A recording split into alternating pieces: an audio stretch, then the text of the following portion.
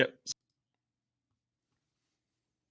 And we are live. Welcome in. It's Dan Roberts, host of the Daily Detour. My guest today is Phillip Kopzcynski. He is a comedian, he's an actor, he's an author.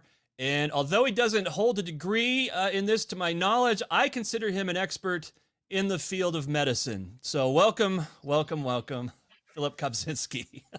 Hey, what's going on, Dan? Phil Kopp, as some people call you, right? Yeah. I go by that occasionally when I don't have the patience to spell my last name phonetically. It is kind of difficult. I feel like everybody's name is like I can get it usually, and I thought I had yours, but inevitably I'm either dropping the C or the Z when and then I feel like an idiot because I'm like, it's not that, like, I know he gets this all the time from people, but it shouldn't be that hard for us, you know. Hey man, I mean, I've had the name for 40 years, and it's never gotten easier. And I can always tell like how small a town Yeah. a person's from when they're like, how do you spell it? What's your name? I'm like Kopczynski, and then I spell it, and they're like, whoa, my goodness. So yeah, so the other day I was given Amanda's. I was signing something, and Amanda had to sign it, and he's like, "Oh, did your wife used to have the name Smith? Oh, poor girl." And I was like, If I don't know, man. if she had the name Smith, trust me, she was thrilled to get the name Kopczynski. Yeah, Who wants to be the 10 billionth Smith? And I say this with all the love in the world. My wife was a Smith before she married me. As common as my name is, Roberts was better than Smith, or less common than Smith, I should say. Yeah, I mean, people. Or better. Could be better. Was that for her or for me? That was for whoever might be joining us at some point. Yeah, man. I don't know. I kept my full last, like, rather than try to use like a showbiz name, because I thought maybe people would see it and be like, oh, maybe this dude's ethnic. Like, they'll make him special. I so regret not having a stage name. I was talked out of a stage name early in my career, and I really want to be. My wife put her foot down, but I'm like, I want to be Dan Halen, like that. I think that's hilarious. Like if my next gig is at a rock station, I got to go with Dan Halen. That's hilarious. I don't know. I think if you're gonna do that, you got to go like 90s. Hey, what's up? It's Dan Halen here, coming at you, rocking with my socks off right now. I got static electricity flowing through me. All right, guys, who's our next talker? It's Phil Kopzcynski. Oh my god! Yeah. There's a couple of those guys left in the industry. I've mainly the markets I work. I don't think they're in big cities anymore. Well, I mean, and this is going to get me in trouble since I am actively looking for gigs out there, but like I know I won't name anybody, but they're just some cheesy. I mean, Dan Halen to me is much better than some of the other show names that I've seen out there. Oh yeah. They're just, Yeah, radio's berserk. Even now, I mean, like the huge, there's a big guy, I think it's out of the LA market, like Charlemagne the God or whatever. Like, I'm like, dude, come on. Like, did you and that's a whole other thing. I'm not even thinking of that, but it's just like, it's like tree cutter and buzzsaw in the morning. Yeah, right. Yeah, did you decide on that before? It's mac and cheese in the morning. No. Man, I would love to be one of those executives just walking into the room like, hey, gravy train, hey, weasel, That's it. And then you put that on your resume. Then you have to put that on your resume. Well, I worked for 5 years with what did you say? Gravy train and the weasel. Took them to number 1. I don't know. It's just weird to me. But anyway. Yeah, everybody associated with that show's got to put that on their resume. I was the sound producer for Gravy Train and the Weasel. Yeah. Remember them? I have follow-up questions from the last time I talked to you, but first I want to give people a taste of your comedy, Phil. So we got permission from Dry Bar to share the following clip based on your experience as a father and a Cub Scout father. So here we go. My youngest son just went from Cub Scout to Boy Scout. That's a big deal, because that means no more Pine Wood Derby. You guys know. No, those dads are liars, man. They show up with like a scale model replica of a 57 Chevy. They're like, man, my son carved that. Your son carved that. And when you say your son, you mean that 7-year-old with his pants on backwards? The one with the zipper on his butt crack, wide open. His underwear is hanging out like a horse's diaper. That kid carved that? Well, let me ask you this. When he was doing the detailed pinstriping, did he uncross his eyes? It would make me so mad, because my son did it himself every year. So he shows up with like an untouched block of wood on wheels. His name's misspelled on the side. He's got a Kit Kat bar just glued to the top of the thing.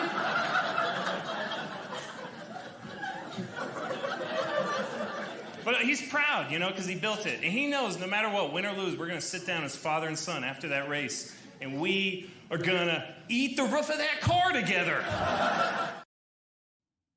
It's good stuff, man. Yeah, I miss Skinny Phil. How did Dry Bar, how did that come about? Yeah, so I was trying to chase a credit because it's, you know, being a comic is sort of like being a college professor. It's like, you know, got to publish or perish. I mean, if you don't have some kind of credit, you're not going to headline or anything. And so I was doing a lot of, I was going down to LA trying to do like festivals or spots and just trying to understand the market down there and meet with, I was doing other like contests, trying to meet people, like industry people that might get like on a Conan or a Tonight Show. And that just seemed overwhelming. Like you had to definitely know the right person. I mean, it was less about your comedy, because there's a lot of people with a good 5 to 7 minutes. It's more about your ability to network, you know, and Dry Bar, you know, fell into my wheelhouse with the people that I was just fellow comics who I knew. When Dry Bar's first year, they pulled probably, I want to say, 3 comics that I knew personally, and then that's not me. That's my ring doorbell. Yeah. So they just, I knew a lot of people who had done Dry Bar, and so I was able to work in there. And also I can, you got to be like squeaky clean to do Dry Bar for them. Yeah. And also this is kind of an interesting thing in Spokane. There's a comic that used to own a comedy club with 2 other comics. This is like in the 80s. He was a radio DJ down in LA. And anyway, one of the people who he used to own the club with is the booker for Dry Bar. Oh, so wow. Yeah, so it's like, you know, there is kind of a like who you know type of thing. Sure. So yeah, but it still took like a year and a half. Was that the Comedy Underground? Uncle D's Comedy Underground. So Don Parkins owned that, and his good friend Nick Tyson was like there all the time. I mean, he was literally like every weekend you go there. If Nick didn't have a gig, he's there doing a guest spot or whatever. And so Nick used to own a club with the Keith, the guy that owns Wise Guys Comedy Clubs now in Utah, and then he's also the booker for Dry Bar. So I wound up meeting Keith, and his kids are in Boy Scouts, so that helped a lot. You know, I mean, dude, it's funny because people want to break it down to like schmoozing and networking, but really it is about having a connection and building relationships with people. Yeah. And it's not about waiting to be discovered, as so many things in life are not. You gotta you gotta hustle. Yeah. When people are like, "Oh, this guy just came about," it's like, are you gonna dismiss the 15 years of killing on the road, like with no one hearing about you? Like that. You know, go ahead. Oh no! Well, I was gonna say, so you have to be squeaky clean for Dry Bar. Yeah. And yet I saw you perform with Stormy Daniels, and you were actually dirtier than her, I would say. So which do you prefer? Clean comedy or? It's funny you say that, because I mean, I was on the road a lot before doing Dry Bar, just trying to really I had to change a lot of things and just hone it in. And when I finally did it, I showed Amanda, my wife, and she was like, you're funnier when you swear. Cause like, I mean, that is just who I am, you know, that's my natural persona. I mean, I don't mind working clean or doing corporate gigs, where you have to be clean. but it is definitely not the brand that I want to like put forward. Like on Right, all it's my not- shows, I yeah. might see you and you're not going to be cussing up a storm maybe that particular night, but you're not like branding yourself as, you know, squeaky clean comic. No, not at all. No, in fact, I I do don't. kids parties and I mean, I don't. It's not that I swear a lot. It's just that I just talk about things that people get really are like, I never whoa, even- I don't. That's a conversation I had with Andrew Rivers, who I'm positive that you know, but Oh yeah, yeah. you know, I never considered. I'm a very dark. My comedy can be very dark. My humor, like, which is great on a podcast. Not, I mean, you got to dial it back on the radio, you know, sometimes. For sure. But I never considered that as something that like a dry bar might consider that. That's also taboo. I don't consider it dirty, you know, but it almost is. He said he had to clean up some of his darker jokes. It wasn't that they were about sex or they included cussing, but they included topics that were, you know, not for that audience, I guess. Yeah, I mean, you really don't want to even like for dry bar. You don't want to joke about like, I mean, like infidelity. You certainly wouldn't want to take on like But weird. it's in the Bible, Philip. There's infidelity in there. Yeah, you definitely don't want to bring up Also murder and other things. Anyway, go ahead. Yeah. I'm sorry. Oh, you can talk about murder. I mean, no one cares about, you know, whenever someone's turning off the TV for their kids, it's never like, oh, this is too violent. This X-Men show is too violent. It's always like, there's a half a nipple. Don't let the kids see half a nipple. You know, and it's like, dude, come on. It's true. Yeah, that's an American thing, by the way. I think, like, dude, I saw like some violent movie. I want to say hey to Billy Schuster really quick. Sorry, go ahead, Phil. Oh yeah, what's up, Billy Schuster? Nice weight lace. If you have a question or comment, just jump in. Yeah, that's an American. I lived in Britain for like 6 months maybe, and at one point I watched like a Die Hard type movie in the movie theater, and after consuming their media and consuming the television, I was just like, this is so violent. Like, you don't realize how desensitized you get to it. It's true. I'm not one of those guys that blames the video games or the media on the violence. You know, like, I think we have an appetite for it, but sometimes I do feel like I've really gotten into crime shows again, like the last couple of years, and I realize, yeah, that's what I mean. How many murders am I seeing every night before I go to bed? Oh, and they're never. It's never a painting or something for once. It's never normal too. It's like, yeah, it's like their entire brain cavity was filled with semen and blood. You're like, how did that happen? Are we gonna? And it's just like the ocular cavity was completely torn apart. It's just like, right. Well, and now they. And then they'll say something like, "Looks like somebody didn't pass their eye exam." You know, like so it's fun. It's morbid and funny, and like, I don't know. It's weird. It is a weird thing. We watch Bones. We've been watching Bones, which I never caught back in the day. It's like a Fox cop show. Now I know the show. Yeah. They are pushing like over the years, over the seasons, the deaths. And the autopsies become more and more gruesome. Just what you're talking about. Like, there'll be sludge coming out of someone's eye socket. And it's like, well, you're just trying to punch my buttons now. Like, you're just doing this to see if I can continue watching. Yeah. And we love it. They got it. It's their jump the shark moment is like, okay, what orifice has not been filled with semen and fecal matter? Like, that's basically their jumping the shark. It is nutty.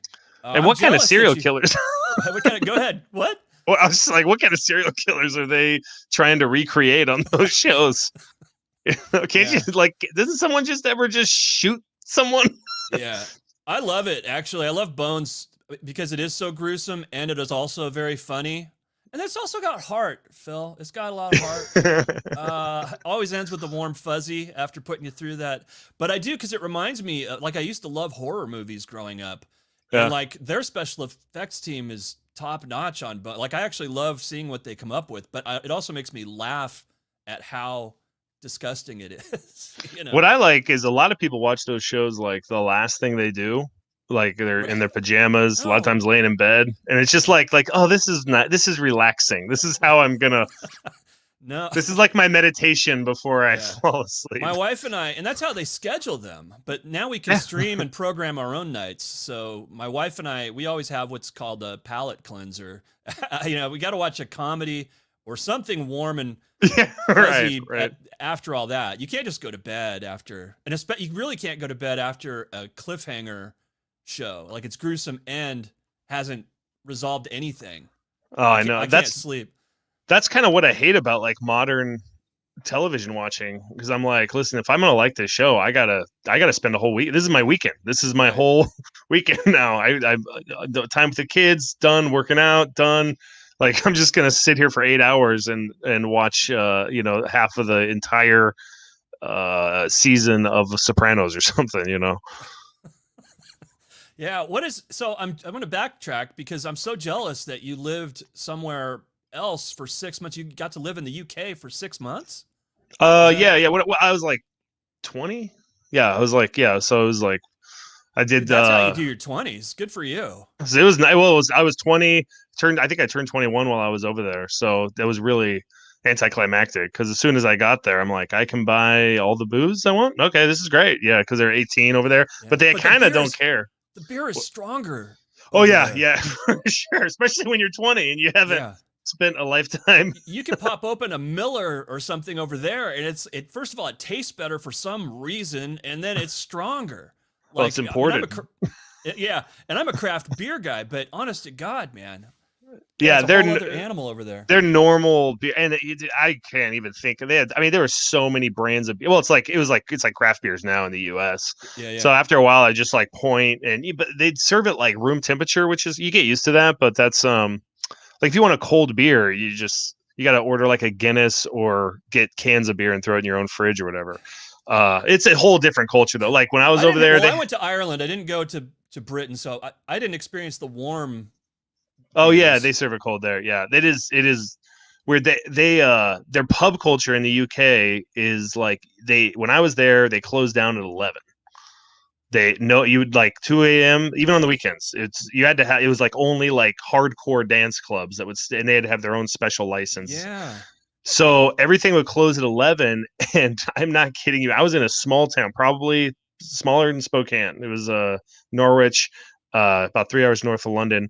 And at 11:10, these people, so at 10 o'clock is last call. Guys are just boom, boom. I mean, they're just like, oh, we got to get all this in. And at 11:10, you have got piles of puke all over the place from people binge drinking for an hour to fit it all. It was a huge debate. They're like, let these drunks stay in the bar for a little longer. Learned. Do you know the old Men at Work song, Land Down Under? I come from a land yeah. No, I know that song. Yeah. And it's got this line about, it's like, I think it's women. I don't know what the women are doing. Women glow or something. And it says, and men chunder. I just found out that chunder means throwing up everywhere, basically. Yeah. The men chunder. That's a lyric to a song. They go out and they chunder. Yeah. So I saw a stag party in the UK one time. There's like this row where there were all these clubs, and these guys took their buddy. This is their friend who's going to get married like in 2 days, and they got him just hammered.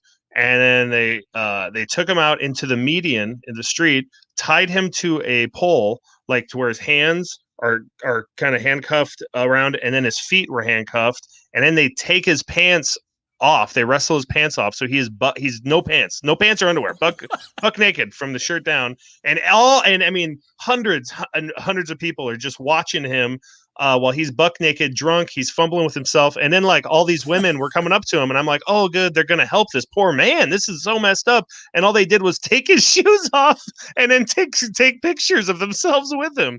And that's wrong. It was pretty brutal. I was like, these people are animals. Like, you get this idea of like, oh, it's so sophisticated. Ooh, right. Downton Abbey. And I get over there and they're like, these wankers are. Ah. I'm like, dude, these people are just maniacs, just like everyone else. Wow. Ireland was maybe I don't know. I guess there is a difference. They're not that far away, but Ireland was just full of really friendly. I found myself smiling and waving at strangers, and by that time, before I got back to the States, which was only like it was like almost 3 weeks there. But I'm like, people in the States are going to look at me like I'm a crazy person. You don't make eye contact in Seattle, let alone smile and wave at strangers, Did you go to Dublin? Went everywhere. We rented a car and cool. drove around the island. Yeah, it was awesome. Oh, that's nice. Yeah. I wish I went there for a little bit, but I never really left Dublin, and I was like, man, this isn't green at all. What are they talking about? It's gray everywhere. No, it was oddly, it was sunny when we were there for most of the trip, which is not normally it would look like Seattle, like overcast constantly. Right. And yeah, no, it was a good time. Tell me about. I'm gonna just totally switch gears. Well, first of all, Yeah. I gotta know. So it's a COVID era of comedy.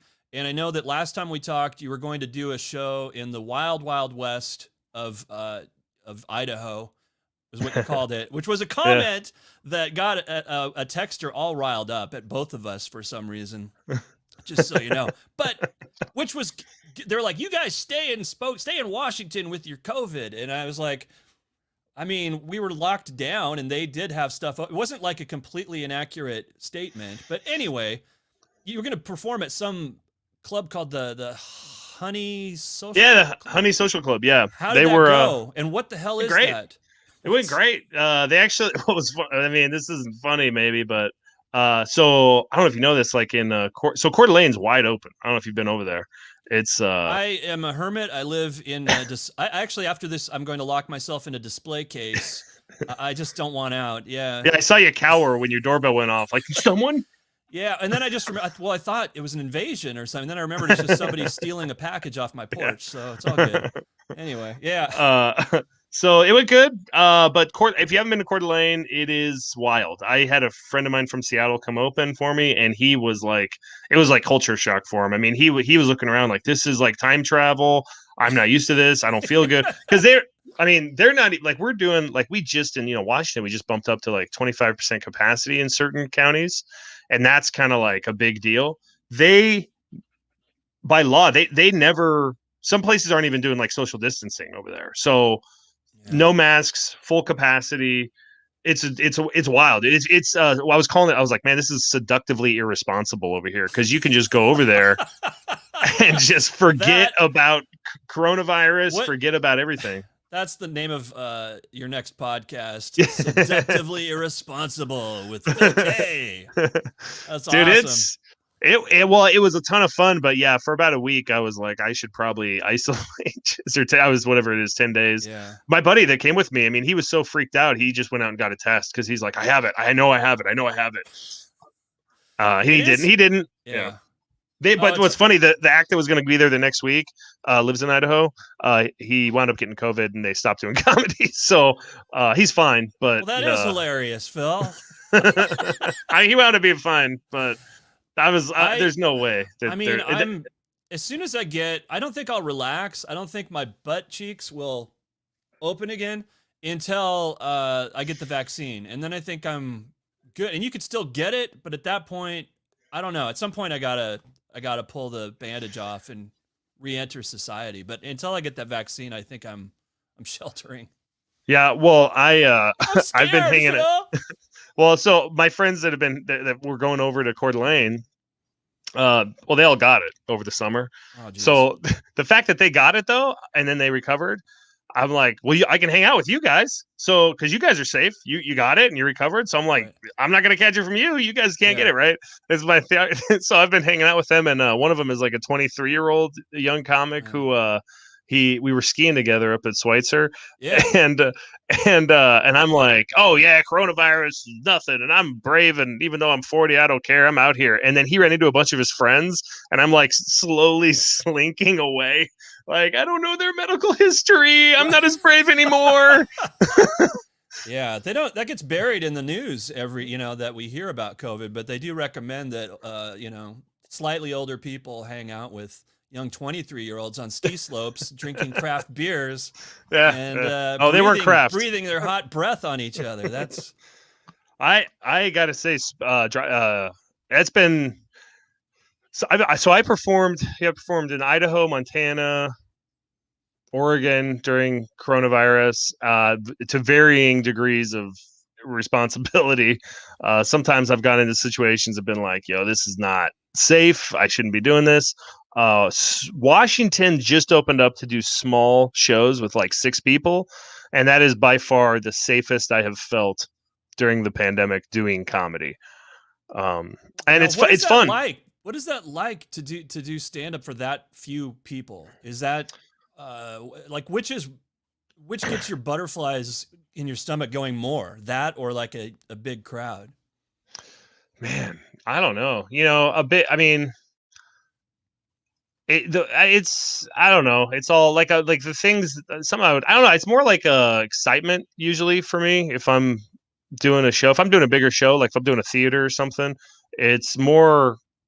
I don't know. I get it's less about being nervous, more about like it's just like when you're a kid and Christmas is the next day and you're like I can't sleep. Right. That's kind of the way I feel about like bigger shows. Yeah, I don't know. I mean, the small crowds to me sometimes can be harder because like it's a different it's a different skill set. Late like you Yeah. because you run into it a lot for like late shows on Saturday especially because a lot of times those people have been drinking since noon Oh or yeah. whatever. It's not Yeah, like yeah. Friday where they've been working and then they've only there's a limit to how much they've been doing. So late shows on Saturday, even late shows on Friday too, can get a little nuts. But it's usually smaller crowds. They're sometimes more fatigued, and when it's a small crowd, I would say the biggest difference is as opposed to a big crowd. If someone heckles you, you can kind of engage and like I don't know, you could be a little harsher. But like when you have six people, you don't want to walk one of them. So if someone heckles you, you got to be like, all right, let's just chat. Let's have a Right. conversation. There might be, Right. yeah, it might get, It's almost like an in-person cameo or something. yeah, Like at it some is. point. Yeah, it's like being at a party and you're talking to two people, and next thing you notice, six people are listening to you, and you're like, "Ooh, I'm kind of holding court right now." But don't want to mess this. Yeah, I guess you go in knowing that you're a pro. Like when I've had to like, I do much better with like doing concert announcements, right? At like out at the casino or something. It's just there's 2,000 people there or whatever there, but it's like they're just a wallpaper in front of me. Yeah, I'm not. yeah. It doesn't matter. Like that, that's easier to me than like if I had to do it like speak to six people. I think I would just shrivel up and die. I don't know. I might get maybe after it got the ball rolling, but like I would be so uptight headed into that. I think. It's I mean you get used to it after. Yeah, you definitely definitely doing an hour in front of six people can be a little daunting especially because a lot of but I will say these are different in the sense that so this is a kind of a boutique experience you're giving these people. So they're renting the club.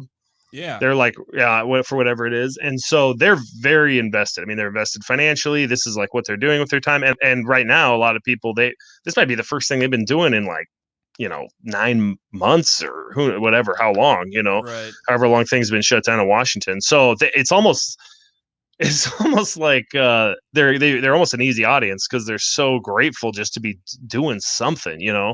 And it's also usually people that are all friends. That's what I mean. Well, because it's like people are going with their like bubble to do to go to these shows. Because I've done 6 of these in the past 2 weeks, and I thought they were great. But it's like new material that I've been doing. I'm like, I don't know if this is good or bad. These people could just be total maniacs and laughing at because if they're laughing at something I'm saying that's edgy or whatever, I'm like. That could just be you 6 people that are freaks. I don't know if I say this. Are you going to laugh if your boss is in the audience at what I just said?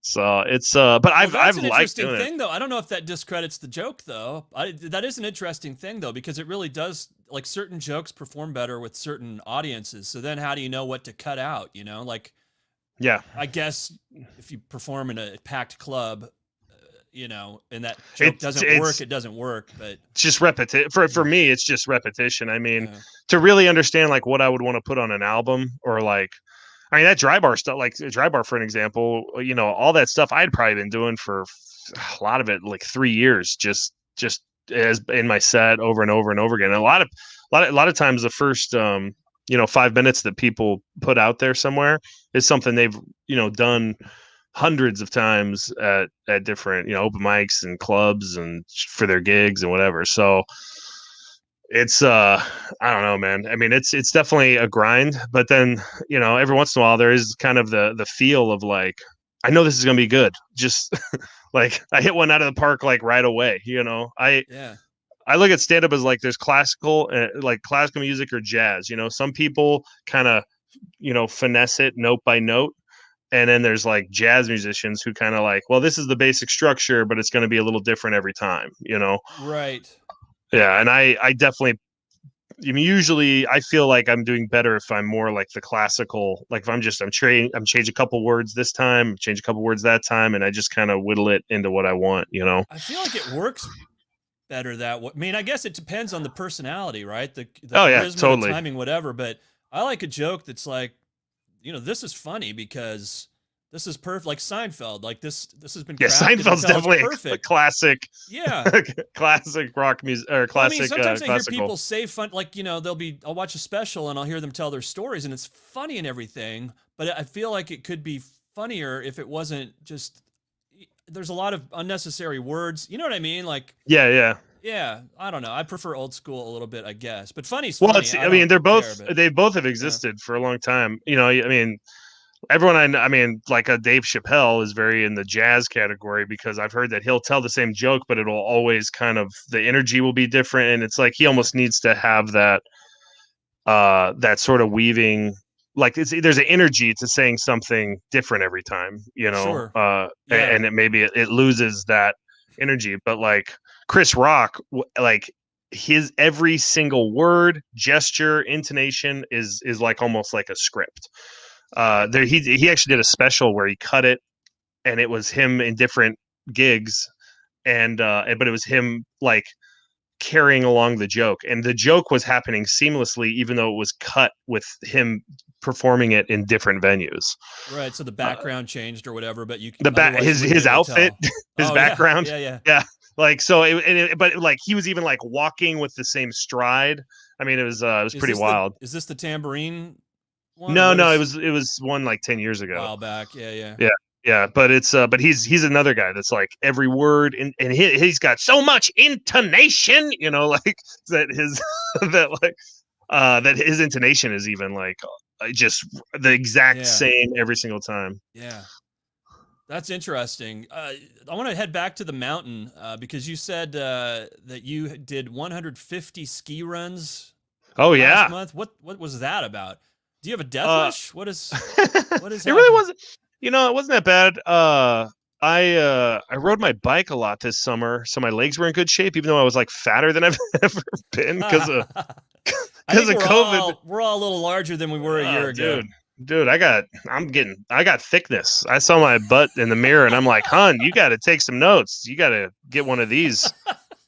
It is kind of in now, I guess. Yeah, I'm like, wow. I don't. What do I need you for?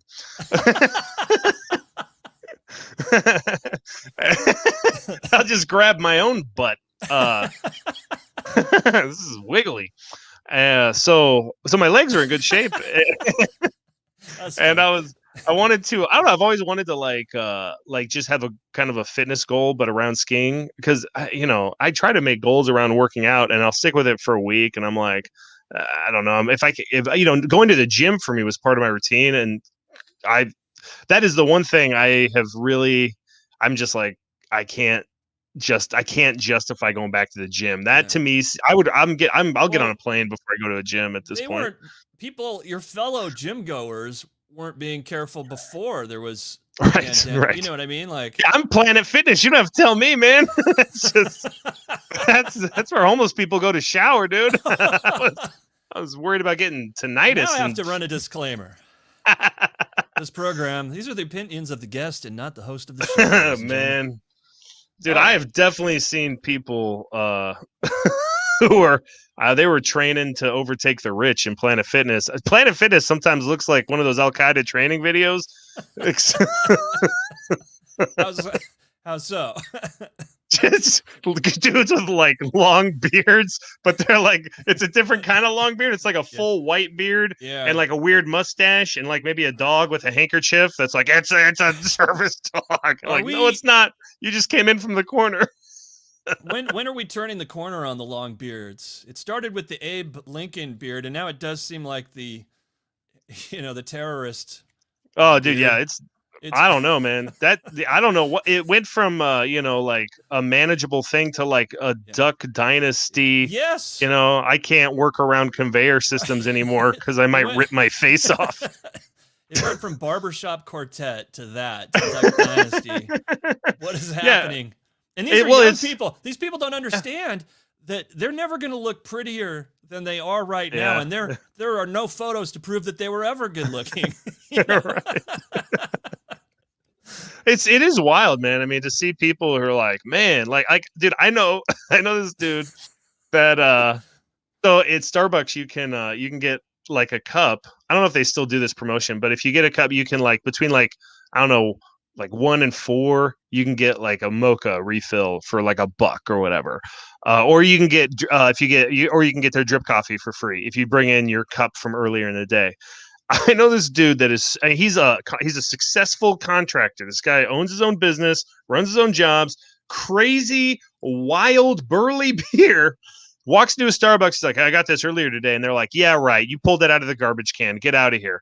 And he got so mad. He's like, you guys are infringing on my, you're profiling me. Da, da, da, da. And I think they eventually filled it, but he was telling the story and we're like, I don't know, like we would have probably, like I can imagine being one of those Starbucks people. Yeah.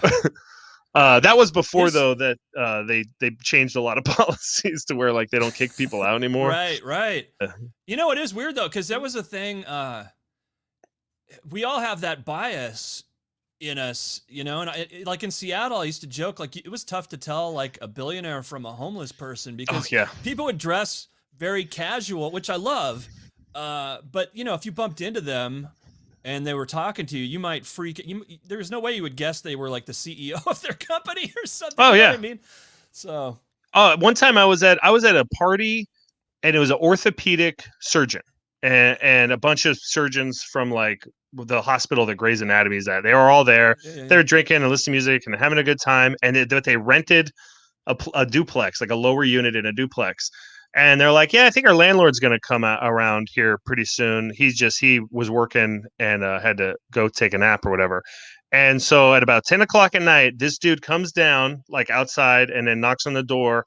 It's a guy. He's got a Beavis and Butthead shirt, like a crappy, mismanaged beard, shirt everywhere, a hole near his, like you can see like some of his nipple hairs sticking out of it. Areola. Areola. And Areola. And sweats. That's your DJ name. Hey, what's up? It's Areola and the Goober coming at you. Oh, what is that? Dan Halen? No, that's Van Halen. So anyway, and belly lint. So this dude comes in and I'm like, are you the landlord? He's like, yeah. I'm like, where'd you come from? Did you just napping? He's like, no, I came from work. I'm a project manager at Microsoft. And he's like, he's like, on the map where you see the trees, like, that was me, whatever.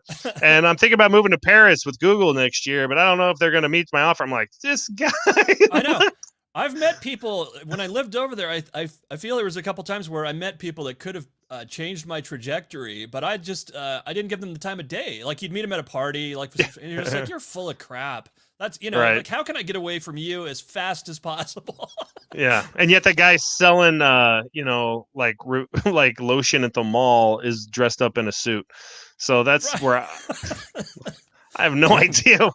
You can't make any judgments, man. You go to Macy's to buy like in the men's department, and you're like, I'm not the right. I'm not in this guy's league. This guy checking me out, like he's got way more class than I do. What is happening? There is like an intimidation to that. But yeah, it's sort of like it's a mall store. Why am I intimidated by this dude with the cologne and the suit?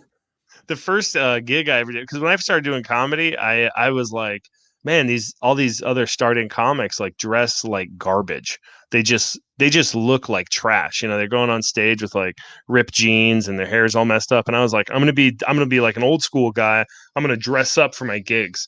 So the first feature gig I had, I wore like tight dress pants, nice shoes, vest with like a dress shirt. I did my hair really nice, and I show up, and it was a now defunct honky tonk bar in Hayden, Idaho, and Just let that sit there for a second. Yeah. And so, Okay. the guy who was the headliner, I had never not seen him in a suit. He was a really, really old guy. He'd been he'd been on the Merv Griffin show. Like he really, so, yeah.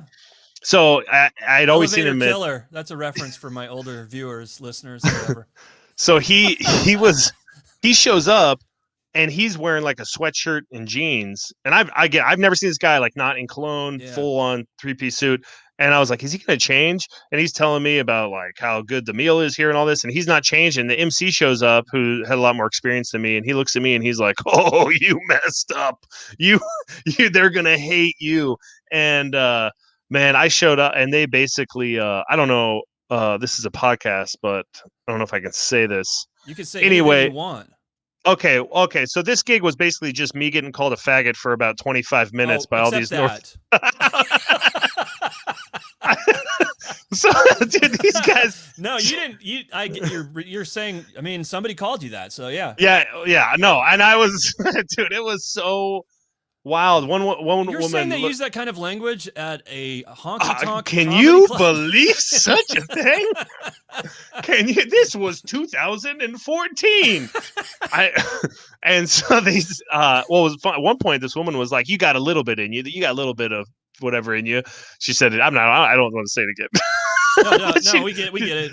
Yeah, she's like, you got a little bit in you, and I was like, well, I had a big one in me earlier, but your boyfriend said not to say anything, and once I said that, the gig started turning a little bit, and it went okay. But I was like, I was thinking you got a black eye after that, but it actually no, because I mean, the reality, dude, people if they're there to watch comedy, as long as you're not like an extreme jerk. I mean, that was a fun comeback. You know what I mean? I don't know. I mean, there are probably psychos out there. I've known people, especially during the Trump era, I've known more people that got punched or had threats of violence just because they were, and a lot of times for like silly jokes, Cheeto references. I've called Joe Biden a pedophile 3 times since he's been elected. Nothing's happened to me so far. So Well, this just got pulled down. The Clintons are going to kill me. Well, it's Mark Zuckerberg. Did you see that Saturday Night Live over the weekend with, I don't know the actor's name, but he did the guy from The Office?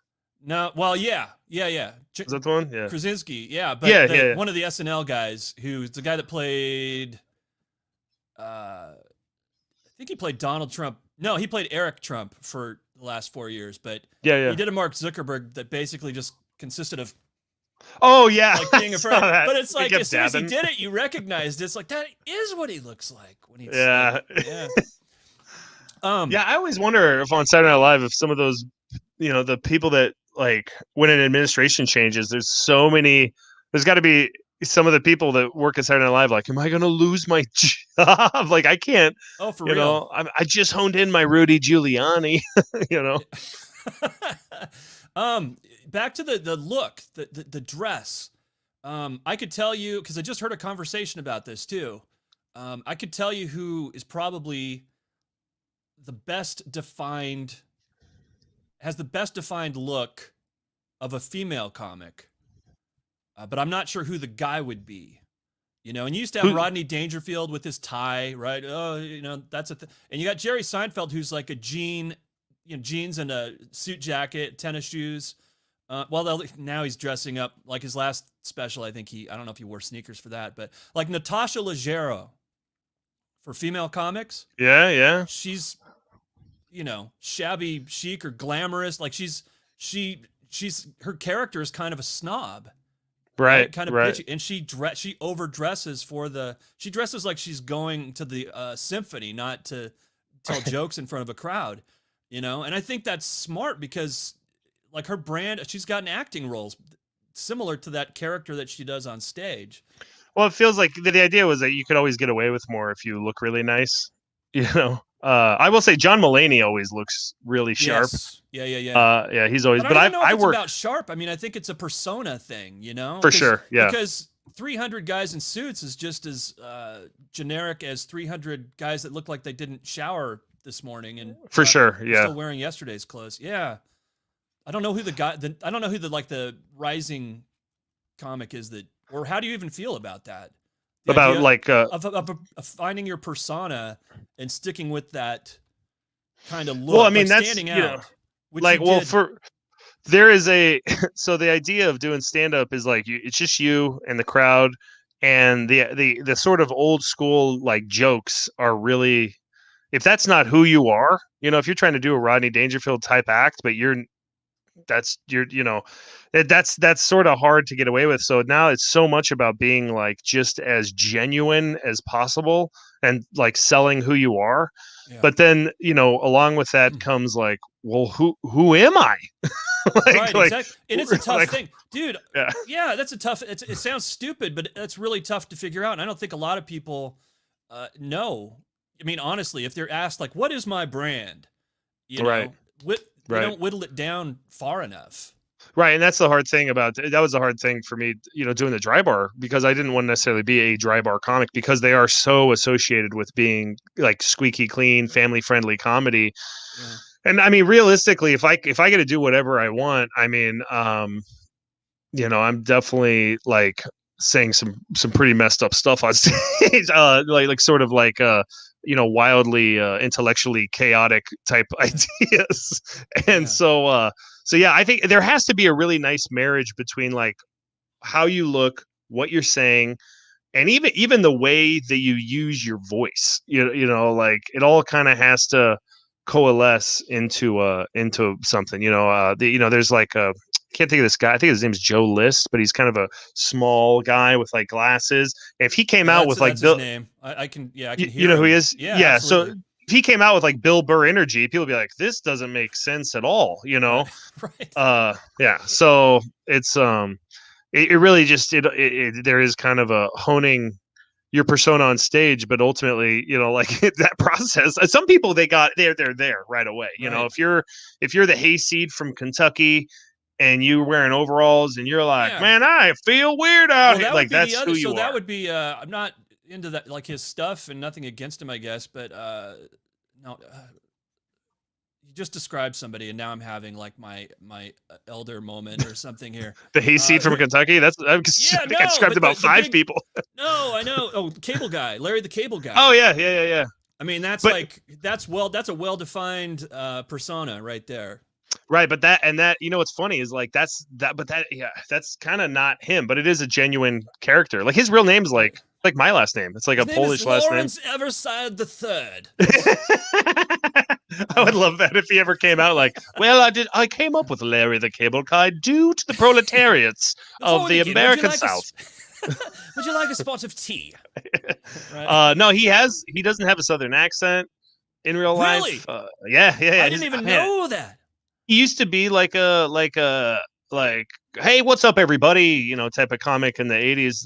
Yeah. Man, I can't think of his real name, but yeah, there's like it's pretty hard to find the clips too. But then he came out with this if you try to share those, the Clintons will have you killed. I don't know why, but but he you know, he defines, well, it's sort of like Rodney Dangerfield. You know, Rodney Dangerfield had an act and then got off the road, ran a club for like 10 years, but he honed in these one-liners that were just killer and delivered it in that way that sort of, you know, probably came from the fact that there was kind of that I don't get any respect thing came from the fact that he was trying to be a comic. He was a real comic. The industry never wanted anything to do with him for years. I mean, he was like 56 when he got his first spot, I think, or when he first started getting breaks.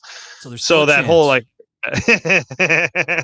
dude, yeah, whenever people are like, hey man, do you want to do this, and it's like bad deal, I'm like, listen man, I'm 40, like I'm like that's a bad deal, and they're like, no, well, are you sure you don't want it? I'm like, no, I still want it. It's just you should know it's a bad deal. Like I'm gonna take it. What else am I gonna do? I'm 40. I'm never gonna be like, I live in Spokane. I'm not gonna be cast in some kind of sitcom. I don't even think sitcoms exist anymore, you know what I mean? So I'm like, dude, I have nothing going on for me. Just give me your crappy, unfair to the artist gig. It's all unfair. I mean, I don't think it matters what level you're at. Well, Tom Cruise has gotten more than his share, but you know what I mean? There's a lot of that in any kind of creative field. Before COVID hit, I was just starting. I think half my dates that all went away now, but half of them were just things I was producing on my own. Just go to like a venue, and I just work out a door deal, or I rent out a small performing arts studio, or like a small theater or whatever. Yeah. So that's, to me, that's just the way to go, because then you're truly your own boss. I mean, everyone says, oh, you're stand up, you can be your own boss, but you really, you still have the club owners and the bookers and all these people that you're really catering to. Yeah. It is, but it's but that's smart, because the audience doesn't know how how it's put together. For So sure. you got your name on the outside of a theater. That's like a nice night out for somebody. Like they're like it makes you seem like maybe a bigger deal than you think you are. Oh yeah, and I'm doing small theaters too usually. Yeah, so I saw Stephen Wright in a small theater. I mean, Stephen Wright's fantastic. Been doing it forever, and he's. I bet he's charging more per ticket. Yeah. He does pretty well, I think. Yeah. Yeah. But I mean, like small, like 300 or under. Like I usually I think Stephen Wright does like the Bing in Spokane, so that's like 600 to 700.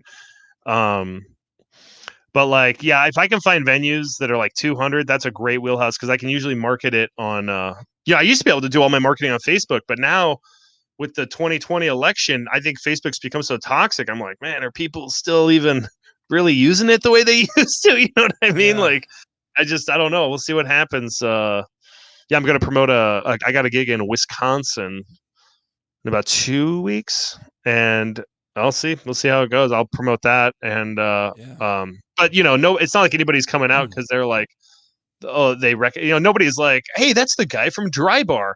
And well, that's why you need promos and like radio and stuff, if you can afford it. That's one thing I would say to anybody, like any comics listening, and I've had a lot on here, but I've also been behind the scenes at the radio station when someone's coming to town. The club wants, they've paid for a 60-second spot, and there is nothing out there on this person well, that you can grab from, and they should be, first of all, not even on their own website, if they even have a website. And like, if you're touring, my advice to anyone like that, like, you need to get some recording. You don't have to like post the whole special out there, but you need to like get a nice clean recording of your act and have that ready to go as a press kit to the club that you're headed to, so they can get that to the stations and promote you properly. Yeah, no, it's any comic that's like, should I make a website yet? I'm like, do you have a fairly professional video of yourself? Because the reality is, if you have a website, that should be on the landing page. Like, that should be right there. Somebody can watch your clip, and then if they like you, they hire you. I mean, I was doing a lot of corporate gigs right away, so like that idea was already in my mind. But people want to have like a place for, I don't know, people to go see their dates, and it's like like, how popular do you think you are? You know what I mean? Like, it's so funny when people are doing comedy and then they're really starting to get like gigs. There is a lot of excitement there, but it's like, sometimes it's almost like, I always think of it as like like a new vampire in all those movies. They're like, the new vampires are the most hungry. Like that's, I wasn't aware, but that's kind of the way I look at like new comics, because they're like, oh, I'm closing out this open mic, and then I'm closing out this open mic, and I'm emceeing, and they'll have like all those kind of gigs listed, and they're all within like a 10 square miles of each other, and it's like, you don't need to start a website for that, dude.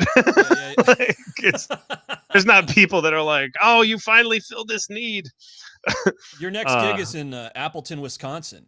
Yeah, that's in 2 weeks. Is that the same cluster of clubs that Spokane Comedy Tacoma, or is this a different? Okay, cool. Nope, it's the same. It's all part of the, I don't know what they're under like a Bark Entertainment network. So they got Oklahoma City, Appleton, and that Skyline Comedy Club has actually been around for like 25 years or more, but they bought it about, I don't want to say 3 years ago, and then they got Spokane and Tacoma. So well, and I hope that we just got to get through this whole trial that we're in. But like, I was so happy for them, because that family, because they start with Tacoma, come to Spokane. So, I mean, like, they've got a burgeoning comedy empire. If people are ever allowed to gather again without dying. So how are things in Wisconsin? Do you know? Have you played there in the last year? No, I haven't. That'll be my, or any of that. Like, how are they handling? Well, they're about 180 person capacity this long. I think they're doing 50%. That's a nice thing about not selling tickets is I won't have to worry about capacity issues. So that's a nice thing about being a nobody. Because if I can get, I think they're at 50% capacity. I drove from when this whole thing first started. I drove from Spokane to Missouri to go visit my brother-in-law who had just had a baby. Like they had a baby in April, so everything shuts down. Everyone's like, do we all have it? Like, is this this like a disaster movie? And no, the information was all over the place. So we were like, we got to go help them with this baby. We drove, and it was like a tour of the American COVID restrictions. It was like this weird version of like, oh wow, Montana's doing it this way. Wyoming, they don't care at all. like if you wore a mask in Wyoming in wherever it was, April or May, people were like, oh, look at this weirdo, like they couldn't believe it. And I will say it's funny. I think Montana is like the best in COVID restrictions because they try to make everything safe and they're trying to keep things open at a very minimal capacity, but like they're not going overboard. It was like Washington. It was like we got to shut everything down, and these people's businesses are struggling. And then Idaho is like free for all or whatever.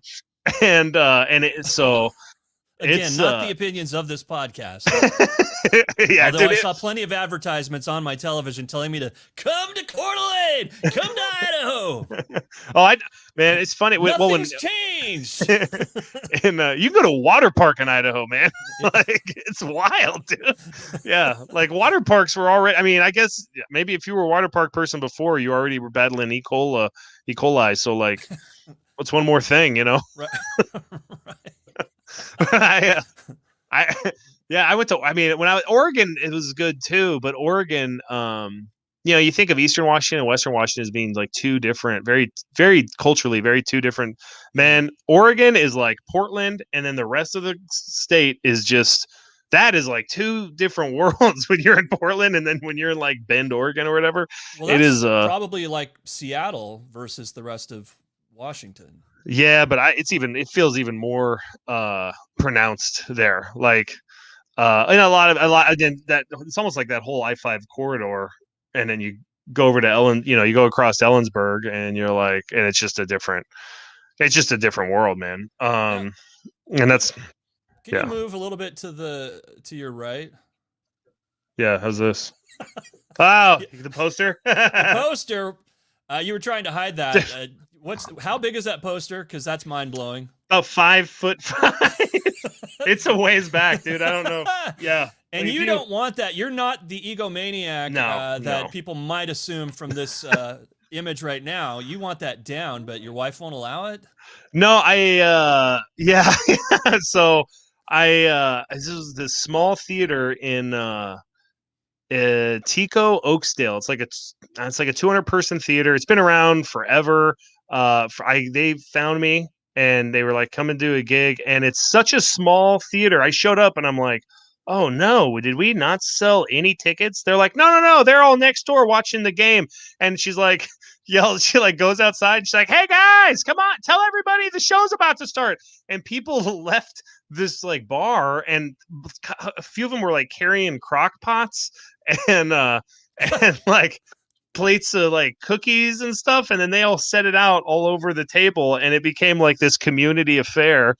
And then I just went to the green room and we did this show, and it was they had made this 5'5" poster, which was really funny. It's the Empire Theater. You can see their logo at the top. That's awesome, though. They took my album cover and made this gigantic poster. And at the end of the night, I was like, "Wow, that's cool." I'm like, where did you guys get this printed in this town? I can't imagine this town even has a printer that can handle this. And they were like, "Oh, yeah, dude." That's hilarious. I grew up in a small town. I'm like, I know small towns. You guys are lucky if you were like, can get ink. You got to walk down the street to borrow a pen. And well, and I was right. They were like, "Oh, we have a guy who's an architect that works in Spokane and commutes every day, and we gave him his file, and he gave us a good deal in the architecture and the CAD drawing or whatever." You know, the big, huge printers that print out architects plans, and so that's how they got it printed.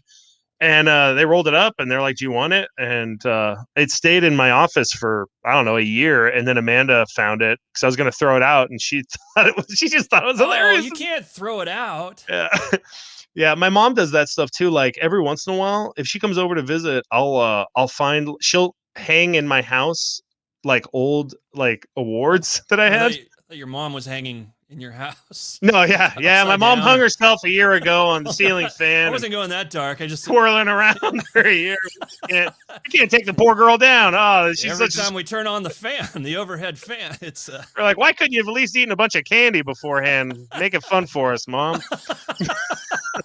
That's a pinata joke, kids. I love it. Oh, but my mom will take, like, one time I came home and the kids were like, "Yeah, Nana was here," and then I'm like, "Hun, where did this?" I got like a home X Student of the Year award one time, and my mom she had like snuck, she had like covertly hung that up somewhere in our house, and I was like, "When did you hang this home X Student of the Year award?" And nobody knew, and then my mom thought it was the funniest thing in the world to have done that. She's one of those people. That is fun to like move things around in other people's houses. Yeah. So she smuggled it in. She found it, and she like smuggled it and like she had a whole plan. So yeah, Amanda, she can have that. So, yeah, that's it. Oh wow, where'd you find that? On your website. Have you visited your website? Oh yeah. Dude, it's been a while, man. These are cool. You got like a whole. You said you hire artists from time to time to do gig posters. Fiverr is a great resource. Yeah, that was man, when was that? Was like August. I want to say it was 2019. That was 2019. Yeah, that guy crushed it. I thought that was one of my favorite when he came up with that. Well, it's funny. Originally, I was like, have me be buck naked, and he gave me one where there's a naked photo, and I showed it to Amanda, and I'm like, this is hilarious, and she's like, that's a children's slide. Maybe you shouldn't be naked in the children's slide. I was like, it's a good point. And so the guy threw shorts on me. I don't know if this is common knowledge. I'm not saying it happened in our sleepy little town. I'm just saying that places that have public works like that you can climb on and possibly sleep inside at night when you don't have someplace else to be, can also be filled with urine. Yeah. And that's something that may or may not have happened in our town. I'm not saying maybe it's not a thing that happens now if it ever did happen. But yeah, when I found that out, I guarantee you that is a toilet. Never thought about it. Never in a million years. Okay, so this is so this is a long time ago. I was in my mid-20s. My youngest son was 2 years. So I was probably only 25 years old. And I was like, he was just starting to like walk and get around. I was like, let's go down to the wagon and you can go down the slide. He was just starting to go down slides. You know what I mean? And so I was like, this is a perfect place. This one's extra fast, Daddy. Why? So we go downtown. It's the Irish parade, the St. Patty's Day parade. I didn't know it was St. Patty's. I mean, the women are walking parade. The filthy Irish. The Irish are marching. It was the tail end of it. It was the tail end of it. I don't know if you've ever gone down there, but a ton of women are like in like really tight, like barely clad. Sometimes they're in like pasties, and I'm like, whoa, I haven't encountered that, but that sounds fantastic.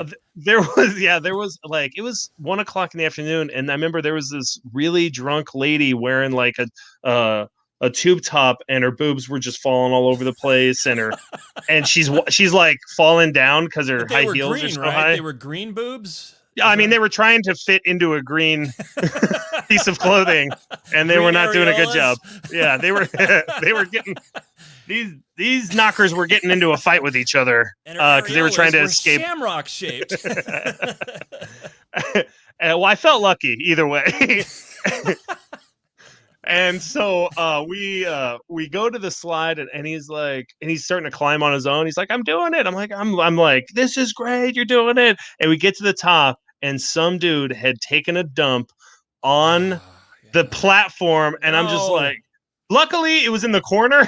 Like we didn't have, but I'm like, and there's, what's really weird is there was a bunch of pine cones.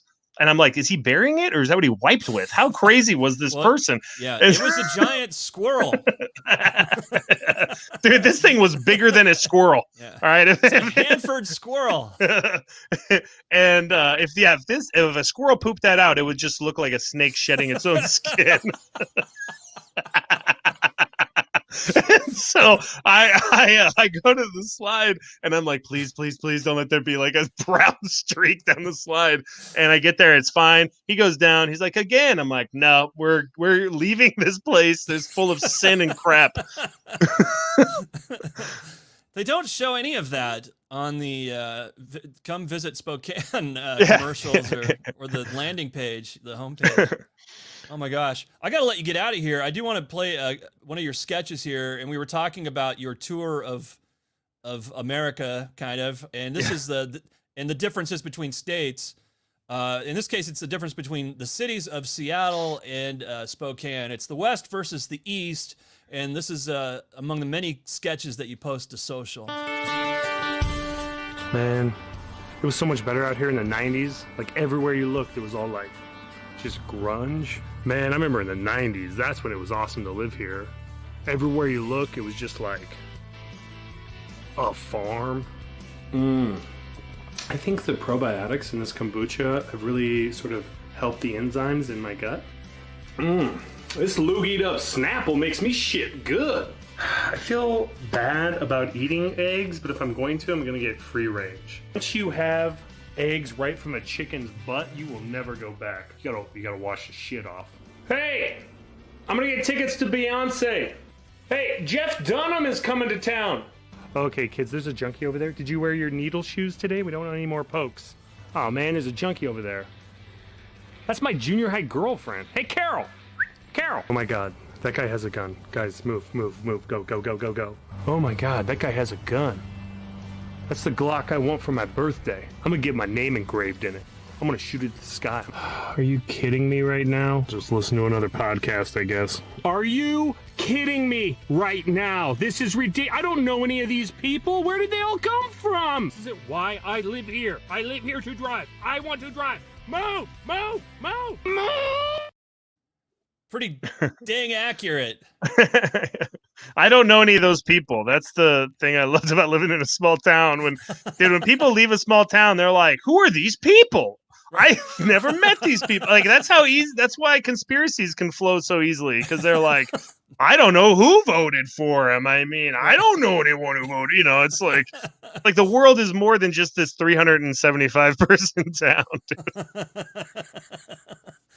I've been, I used to laugh at my dad would talk about how bad traffic was getting in Spokane, and it would just make me laugh.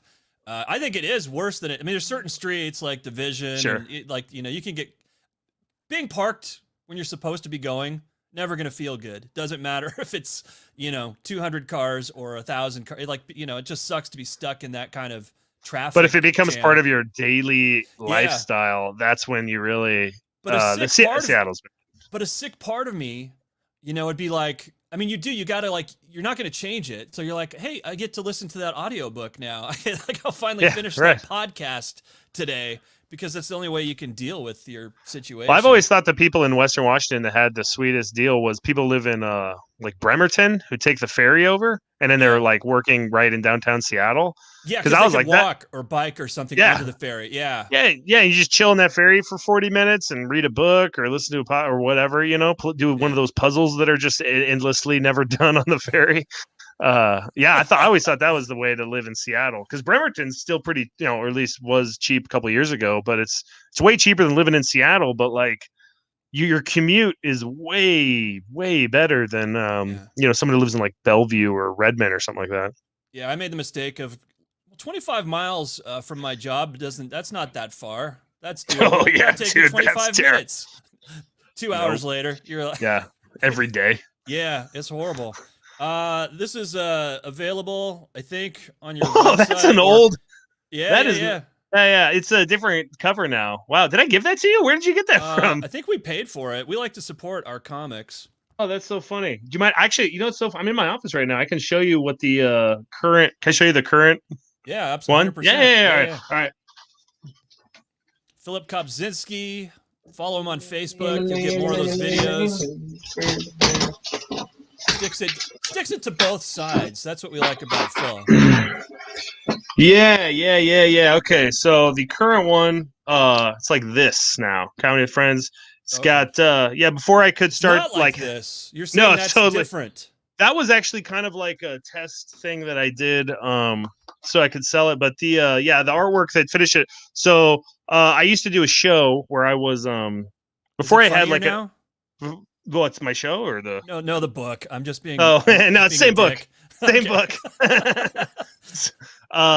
But before I had like an hour, I would close out a show and do 25 minutes. But the first 3 sets would be 3 characters that I did.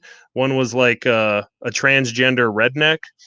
Another one was a guy named Brian who just got out of jail and was trying to start his band after having a hiatus, and like everything was his fault. It was like other people's fault, but his life was just slowly falling apart. And another one was a reality star show from like a prank show that had his whole life fall apart, and he was trying to restart his life by going back to stand-up comedy. And man, it was a lot of fun. And so those 3 monologues were the beginning, or what are in there, and then also like a couple other monologues, and then a bunch of like goofy sketches and stuff. Well, it's smart. It's funny. It's smart of you to have merch. I mean, and not everybody wants to buy a T-shirt. So right. I think whatever you can have as a takeaway, because that's the problem. Like, when you're going to see comics and there's 3 on the bill, you don't know everybody, but you're like, this Phil guy is funny. You don't even leave the club remembering why he was funny a lot of times, right? You don't remember the specific jokes or whatever. And if you didn't like grab something, to remind, like, I got to look this guy up on Facebook later or whatever. Like, it's just, so that's another unsolicited piece of advice for comics. Follow Phil and have T-shirts. Your T-shirt's funny too, but I didn't it's a dirty shirt. Yeah, it's an interactive shirt. It's got a message on the front and then a hidden message underneath. Very funny. Yeah, man. It's there's a whole little empire, and it's funny. Comics at all different levels are selling merch. So after a while, I was like, because at first I'm like, oh, that's ridiculous. I'm not gonna be a retailer. That's not why I got into comedy. And then this headliner one time was like, no, you have to, because he's like, the only way you can actually earn income. And I found out, like, a lot of times, especially if you're doing clubs, you're going to do better on your merch than your actual pay. If you have something that's going to sell well, Right. That T-shirt allowed me to tour, man. Should we, let me see if I can find it. I can describe it real quick. But it's a really smart shirt. There's a lot of nuance. Yeah, man. That's wow. You got that book a long time ago. That blows me away. Yeah. Wow, that's funny, man. I haven't seen that cover for like I think my 4 wife years. Actually bought it. I mean, I think That's good. Yeah. No, I mean. One time a guy bought. Yeah, I'm glad you didn't steal it. One time a guy bought it from me, and then I came back to the area a year later, and he's like, I bought your book, and it made me realize, like, man, I think I can write a book. Like, God, if I read yours, and I was like, anybody can do it. And I was like, I don't know if that's a compliment, man. I'm barely literate, and I can write better than this guy. Wow, anybody can do it. That's horrible.